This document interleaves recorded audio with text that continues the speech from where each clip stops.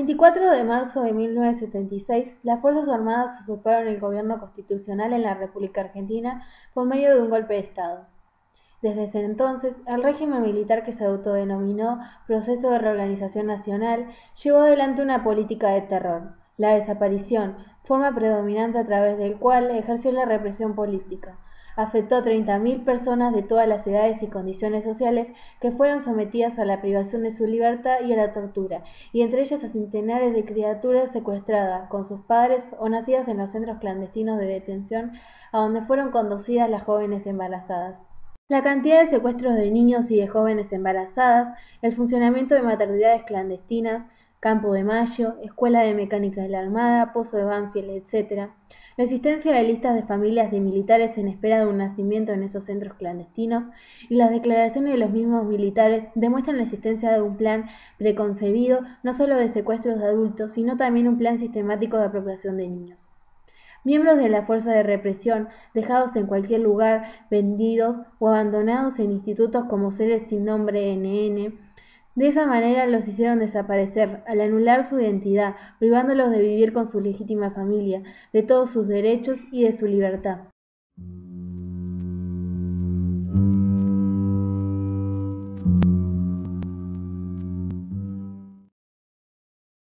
una serie de secuestros y desapariciones que en muchos casos volvieron, pero en otros casos no volvieron nunca más. Ni tampoco tienen la posibilidad, aquellos familiares que buscan a esas víctimas, de saber a dónde están sus cuerpos. Ni siquiera les dieron el derecho de tener el cuerpo de la persona, ¿sí? En muchos casos. Y en otros, de aquellas personas secuestradas que estaban embarazadas, han tenido sus hijos ahí y tampoco han tenido la posibilidad de conocer, en este caso, ni a sus nietos, ni a sus sobrinos, ni a nadie, ¿sí? Entonces, por eso, después de esta serie de sucesos, a partir más o menos de 1977, 78, se empiezan a organizar grupos de familiares. Por un lado, un grupo de madres que reclaman en todos los lugares posibles, comisarías, hospitales, regimientos, tratan de buscar a sus seres queridos, porque muchos de ellos no estaban en las cárceles, estaban en campos clandestinos que no se sabían dónde estaban. Entonces, más allá que iban a una cárcel o a una comisaría, ahí no iban a estar. Entonces, ahí es donde empieza la búsqueda de estos familiares. Por un lado, las madres, ¿sí?, que todos los jueves se reunían en la Plaza de Mayo, se juntaban este grupo de madres para ver qué era lo que iban a hacer, a ver por dónde empezaban a buscar. Y por el otro lado, las abuelas, que también buscaban a aquellos nietos que se enteraban por ciertos lugares que habían nacido, pero que no sabían dónde habían llevado a los bebés. Entonces, por eso se forman dos grupos, el de las madres por un lado y el de las abuelas.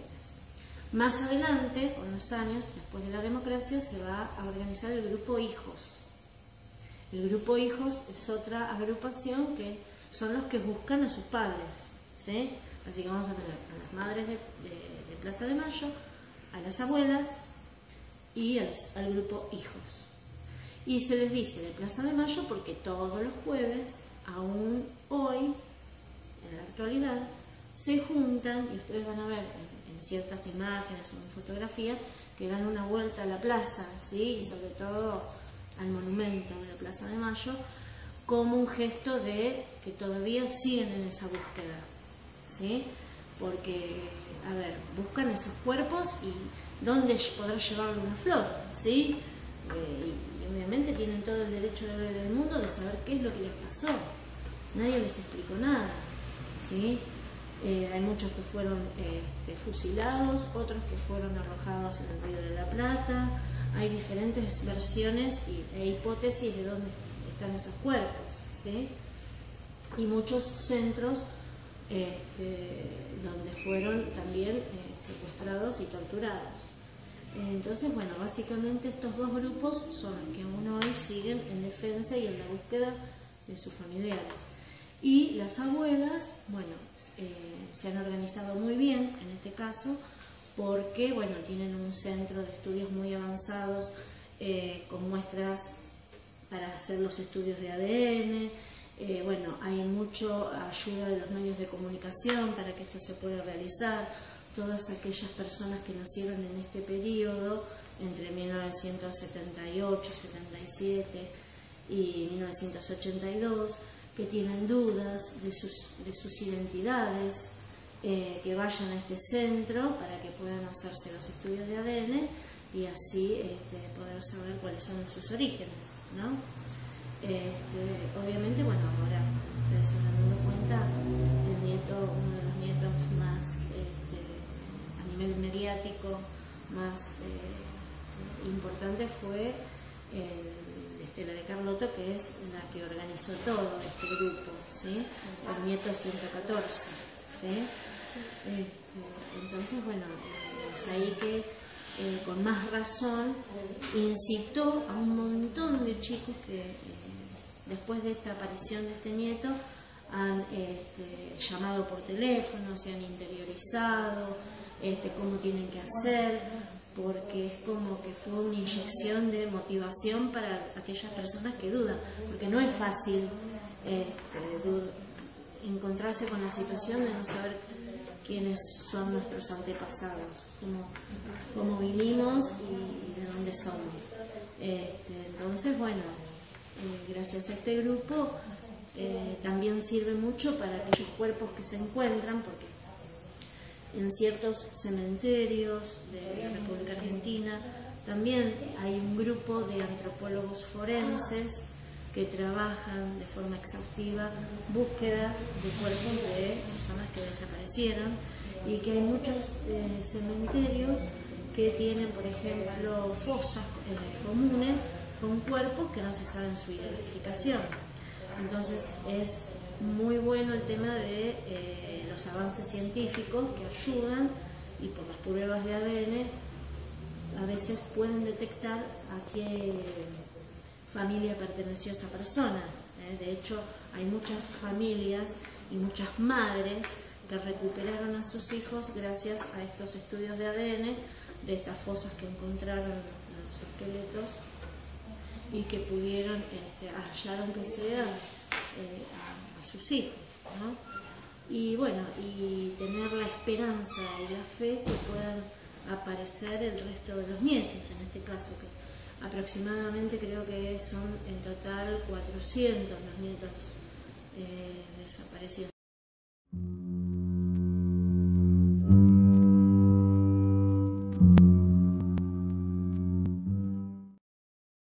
Mi nombre es Leonardo Fossati,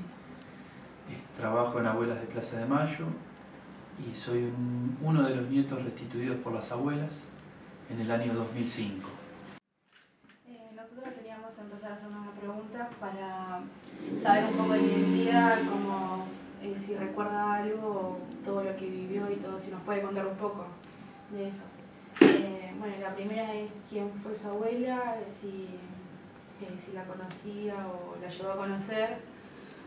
y con respecto a sus padres, si tenían alguna diferencia en la ideología política con la dictadura que estaba en ese momento. Bien, bueno, por ahí te hago un recondo de la historia y te respondo varias preguntas a la vez para poder entenderla mejor. Yo la conocí a mi abuela recién a los 28 años, a mi abuela materna, que fue cuando restituí mi identidad. Hasta los 28 años me crié con una familia que no era mi familia biológica, en la cual tenía una hermana también que era hermana de crianza, y tuve la suerte, digamos, entre comillas, de que a pesar de que no era mi familia biológica, fue una familia que me crió con mucho afecto, con mucho cariño, con mucho amor, y así me crié durante mi infancia y mi adolescencia, pero siempre desde chico tuve algunas dudas sobre mi identidad por diferentes motivos, o porque Veía en los álbumes de fotos familiares que teníamos muchas fotos de bebés recién nacidos, tanto de mi hermana como fotos mías, de muy muy chiquititos, pero no había ninguna foto de ninguno de los dos embarazos. Después, a medida que iba creciendo, iba viendo que los papás de mis compañeros de colegio, de mis amigos, eran mucho más jóvenes que los míos tenían en general la edad de los abuelos de mis compañeros. Después no me veía muy parecido a mis papás o a mi hermana. Y todas esas dudas que me iban surgiendo y que no iban teniendo respuestas, se iban acumulando en la medida que iba pasando el tiempo e iban generando una duda más grande sobre mi identidad, en la cual en el fondo pensaba que podría ser adoptado, pero recién me lo empecé a plantear con un poco más de profundidad en los últimos años del secundario, en los cuales por diferentes motivos ya iba teniendo más indicios de que muy posiblemente no era hijo biológico de esta familia que me crió. Pero no salía a averiguar mucho más allá de eso porque me había hecho una idea que, en base a lo poco que yo conocía, que era que si había sido adoptado por esta familia, seguramente era porque otra familia me abandonó y no me quiso criar. Entonces prefería quedarme con la familia que me crió y que me estaba dando mucho amor, a la familia que me había abandonado. Esa era mi manera de pensar en el secundario. Por eso dejé el tema de lado y no me ocupé de seguir preguntando, de conocer la verdad o seguir buscando. Algunos años después fui papá de mi primer hijo, con lo cual eso te hace cambiar mucho la manera de pensar de ciertas cosas.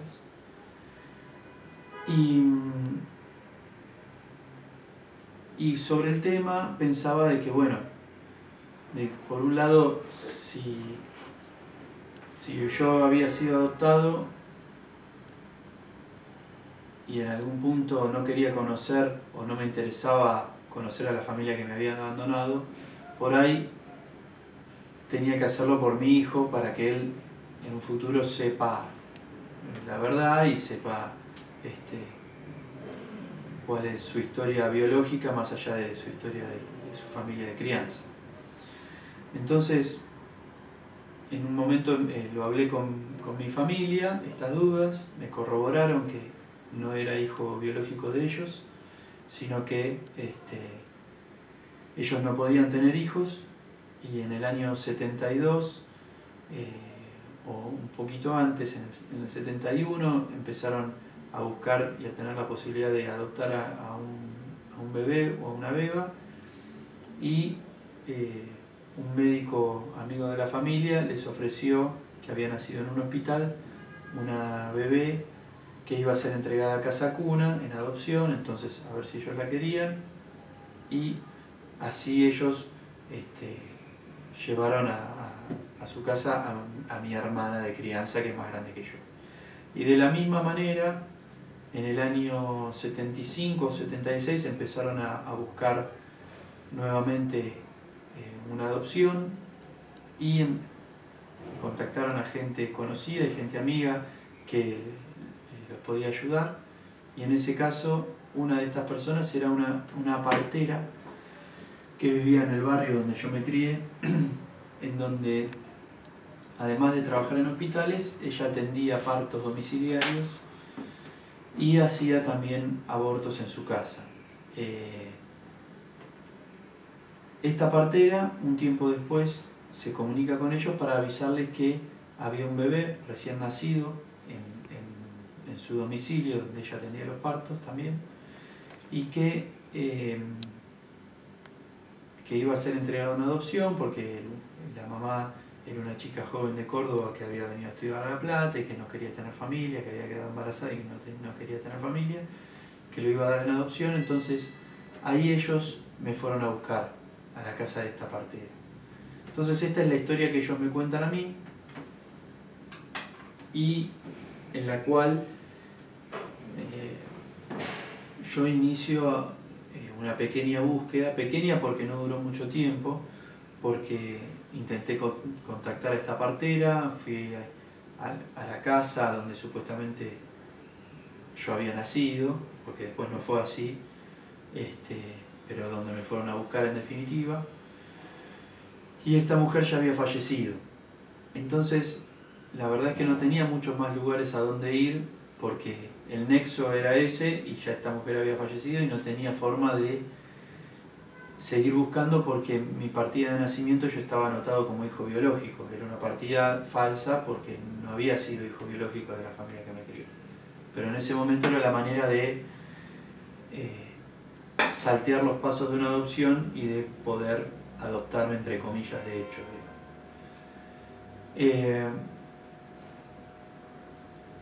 Pasó un año aproximadamente y me decidí a venir a Abuelas justamente porque no tenía muchas más opciones en donde buscar.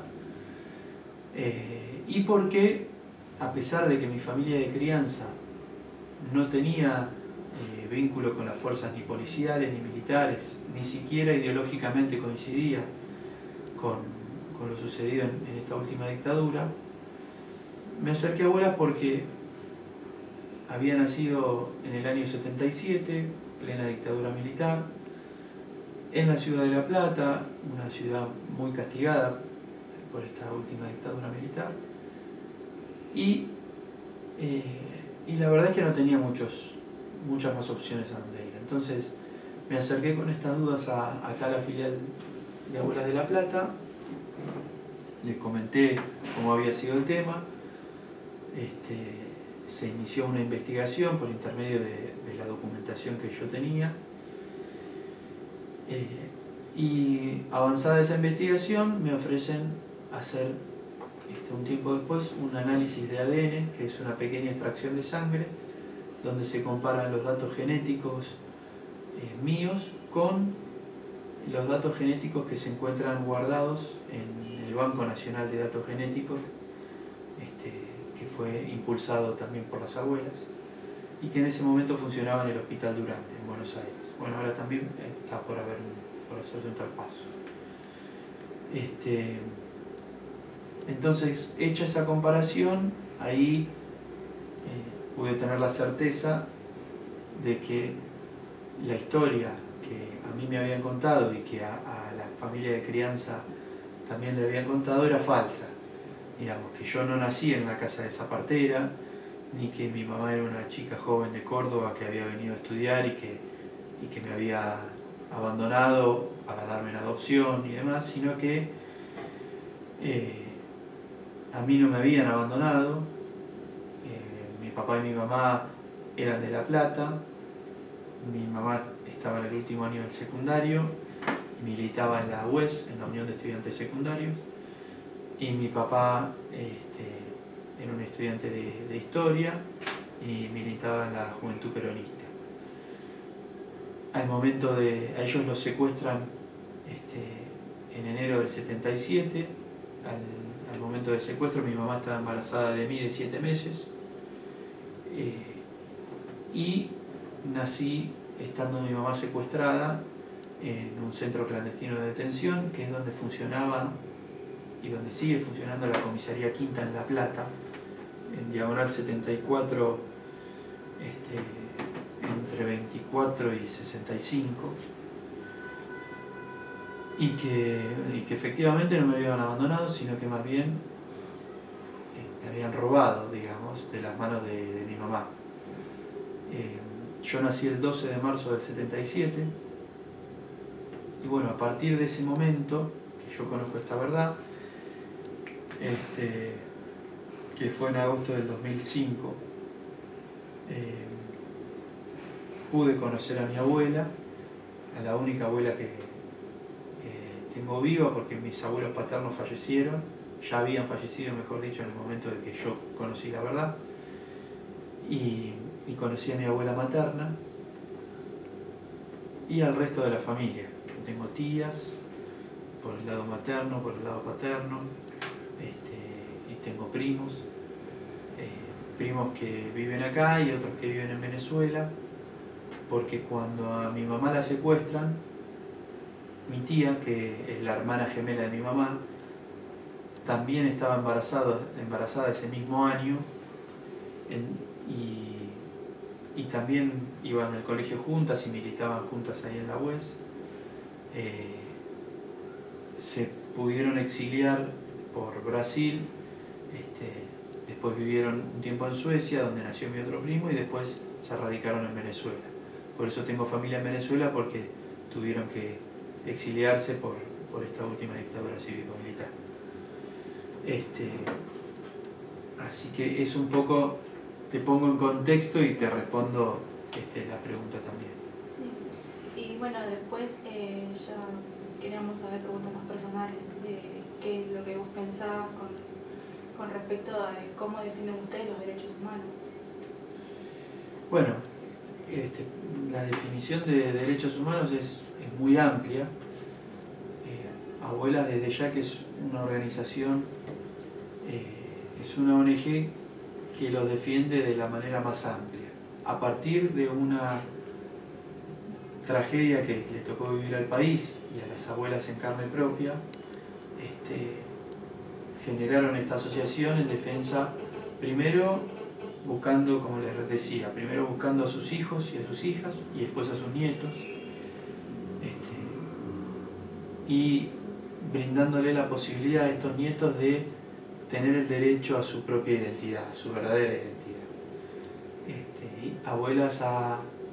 sido defensora no solamente en la Argentina, sino en el mundo, en Naciones Unidas. Se han dictado varias leyes a partir del pedido de las abuelas de Plaza de Mayo sobre defensa a la identidad, sobre defensa de los derechos del niño. Entonces, es una asociación que constantemente está trabajando en defensa de los derechos humanos, los más amplios, porque también ha trabajado mucho en el derecho de la mujer, y en cualquiera de los derechos que se ven vulnerados y que entran dentro del ámbito de derechos humanos a partir de cualquier tipo de violación de cualquier Estado en el mundo que cometa delitos contra algún ser humano. La Asociación Civil Abuelas de Plaza de Mayo es una organización no gubernamental que tiene como finalidad localizar y restituir a sus legítimas familias todos los niños secuestrados o desaparecidos por la represión política, y crear las condiciones para que nunca más se repita tan terrible violación de los derechos de los niños, exigiendo castigo a todos los responsables. Nada ni nadie los detuvo para buscar a los hijos de sus hijos. Tareas detectivescas se alternaban con diarios visitas a los juzgados de menores, orfelinatos, casas cunas, a la vez que investigaban las adopciones de la época. También recibieron y siguen recibiendo las denuncias que el pueblo argentino hace llegar, como una manera de colaborar en la tarea de educación de los pequeños. Con el fin de localizar los niños desaparecidos, Abuelas de Plaza de Mayo trabajan en 4 niveles: denuncias y reclamos ante las autoridades gubernamentales, nacionales e internacionales, presentaciones ante la justicia, solicitudes de colaboración dirigida al pueblo en general y pesquisas o investigaciones personales. En años de dramática búsqueda sin pausas lograron localizar a 95 niños desaparecidos. Para su trabajo, la asociación cuenta con equipos técnicos integrados por profesionales en los aspectos jurídico, médico, psicológico y genético. Cada uno de los niños tiene una causa abierta en la justicia a la que se agregan las denuncias que se van recibiendo con el correr del tiempo y que conforman elementos probatorios que determinan su verdadera identidad y la de los responsables de su secuestro o tenencia ilícita. Para asegurar en lo sucesivo la validez de los análisis de sangre, hemos implementado un banco de datos genéticos, creados por la Ley Nacional número 23.511, donde figuran los mapas genéticos de todas las familias que tienen niños desaparecidos. Trabajan por sus nietos, hoy hombres y mujeres, por sus bisnietos, que también ven violado su derecho a la identidad, y por todos los niños de las futuras generaciones para preservar sus raíces y su historia, pilares fundamentales de toda identidad.